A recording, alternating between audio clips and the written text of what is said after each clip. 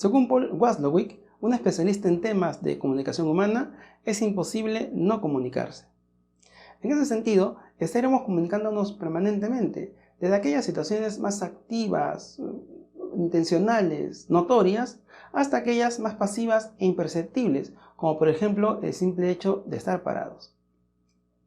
En esa línea, se ha determinado que del 100% de lo que comunicamos, el 7% correspondería al lenguaje verbal, aquello que está mediado por la palabra y que respondería a la pregunta ¿qué es lo que digo? Mientras que el 93% restante estaría relacionado con la comunicación no verbal, aquella en donde se envían los mensajes sin que medie palabra alguna. En este 93% podríamos distribuirlo en un 38% relacionado a la pregunta ¿cómo digo el mensaje? Y un 55% relacionado con la pregunta ¿qué hago mientras digo dicho mensaje? Otro estudio relacionado ahora con la primera impresión ha determinado que solo basta 45 segundos en promedio para formarse una primera impresión de alguien y que se necesita 20 veces más de tiempo para cambiar dicha primera impresión.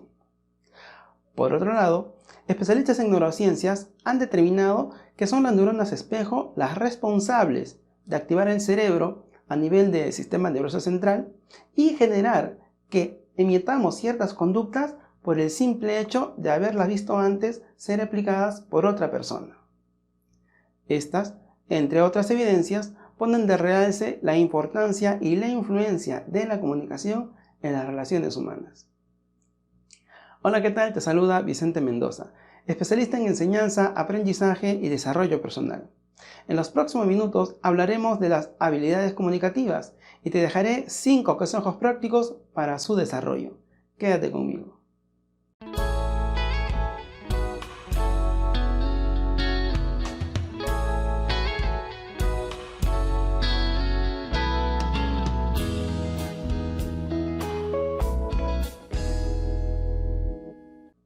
A pesar que el lenguaje verbal constituye solo el 7% de nuestra comunicación, este bajo porcentaje no debe engañarnos, dado que, a pesar de ser poco significativo, es fundamental, dado que constituye la base sobre la cual se articulará el 93% de la comunicación correspondiente al lenguaje no verbal.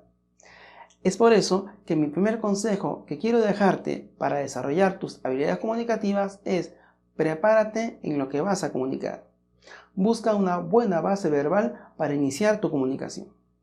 Considera aspectos como informarte bien previamente sobre el tema que vas a compartir. Busca fuentes confiables. Elabora bien tus ideas.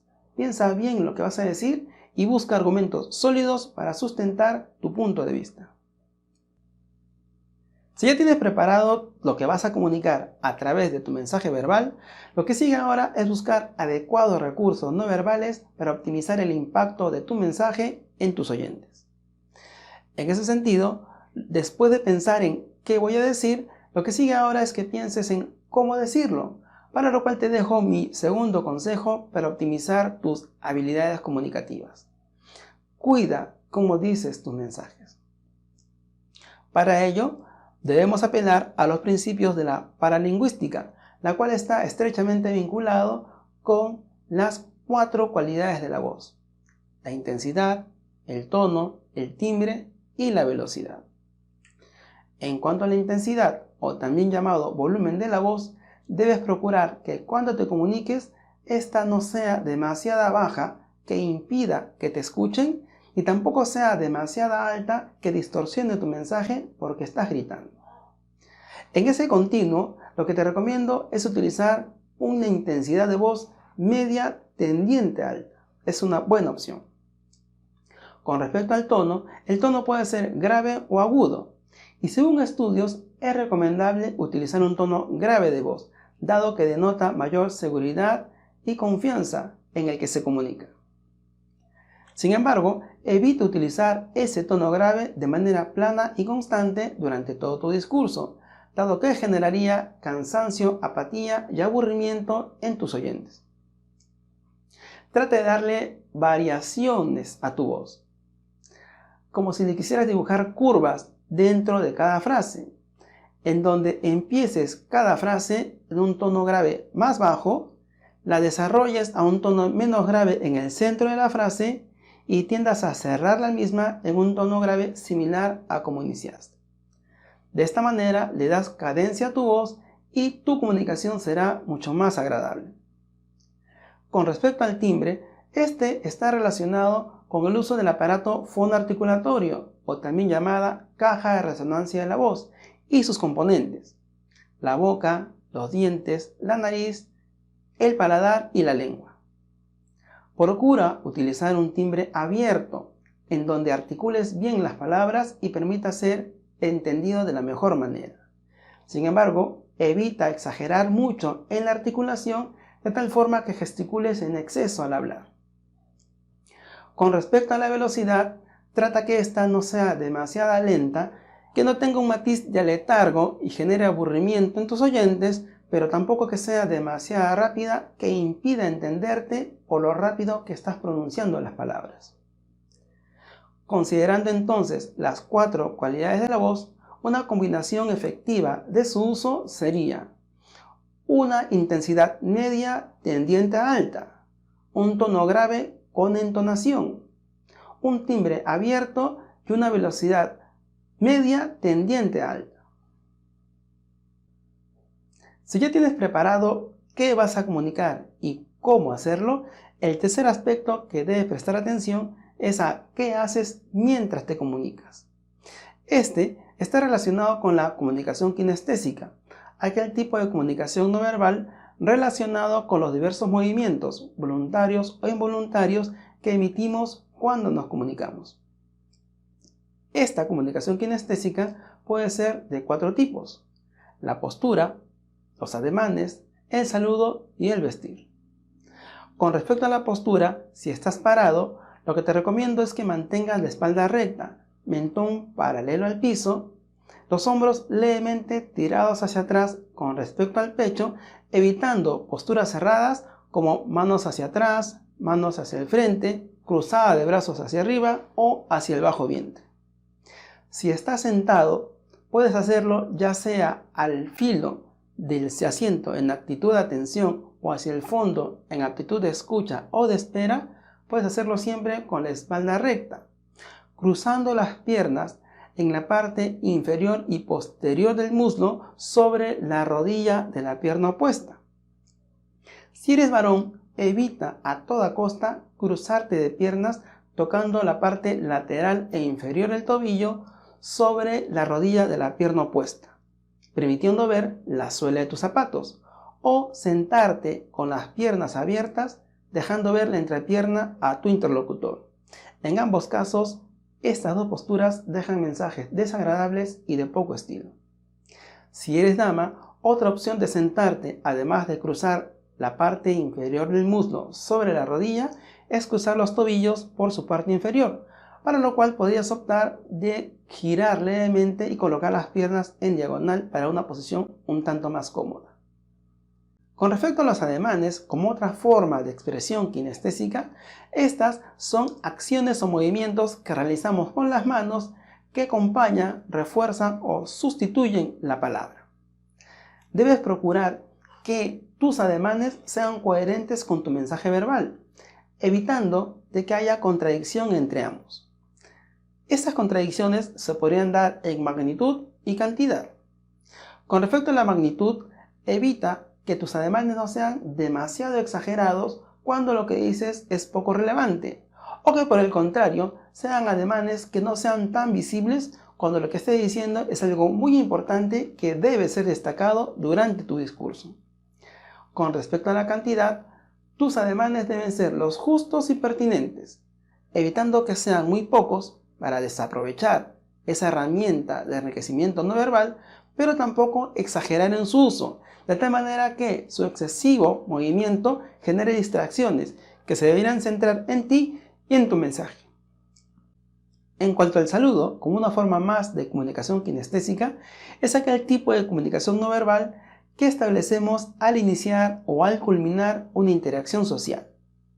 En el caso del saludo formal o profesional, este debe darse de mano y de pie, sin importar el género de los participantes y considerando su duración y su intensidad. Con respecto a su duración, el saludo de mano debe durar tanto como dure el saludo verbal, uno que implique un hola, ¿qué tal?, tu nombre más tu apellido. En el caso de la intensidad, esta debe ser la suficiente como para tener un pichón de ave en las manos y evitar que se vuele, pero también no hacer demasiada presión haciéndole daño al ave. Otro elemento importante a considerar que de manera indirecta se relaciona con la comunicación kinestésica es el vestir, dado que con la postura y el saludo van a conformar la primera impresión, aquella que va a enviar los primeros mensajes en nuestras interacciones, incluso antes de habernos expresado verbalmente. En ese sentido, debes saber que existen códigos de vestir, los cuales tienen criterios o normas que nos van a ayudar a establecer qué prendas y qué accesorios combinan y cuáles no, así como también en qué contextos usarlos y cuáles no serían apropiados.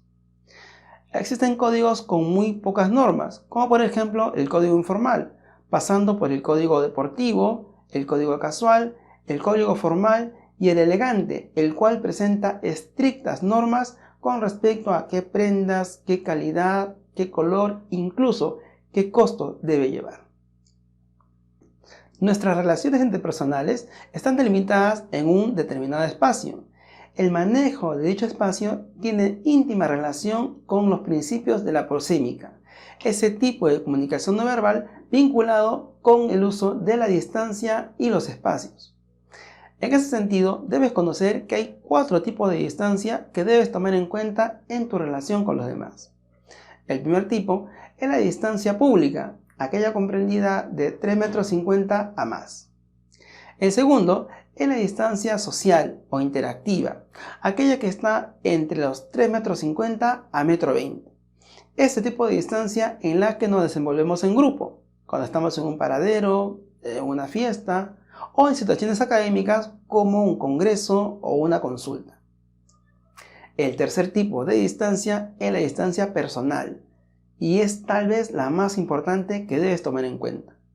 Esta distancia personal está delimitada estrictamente para personas de confianza y comprenden entre el 1,20 m y los 45 centímetros. El siguiente tipo de distancia es la distancia íntima, aquella que se comparte solamente con personas con quien se guarda un sentimiento, como por ejemplo el amor. Y el último tipo de distancia es la distancia sexual, aquella que por su propio nombre creo no ser necesario que te especifique su objetivo. Seguramente has escuchado la frase popular "el tiempo es oro", lo cual es correcto, pero también debes tener en cuenta que el tiempo es comunicación. En ese sentido, te dejo mi quinto consejo que te ayudará a mejorar tus habilidades comunicativas. Maneja tu tiempo y haz que este manejo envíe mensajes a tu favor. Este manejo del tiempo tiene que ver con 3 aspectos: la concepción misma del concepto y cómo ésta se ve reflejada en tu día a día.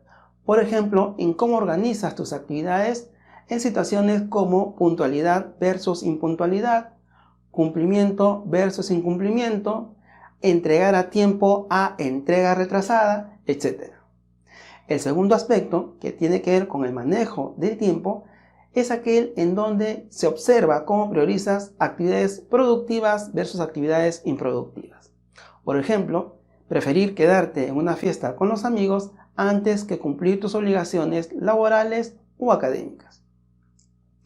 Y el tercer y último aspecto vinculado con el tiempo es la duración de tus actividades interactivas, es decir, tus relaciones con los demás. Por ejemplo, un saludo.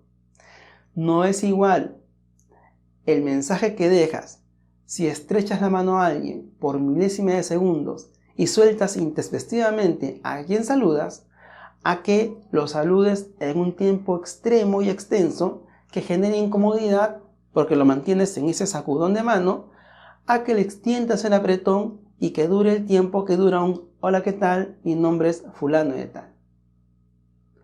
Trata de que el tiempo hable a tu favor.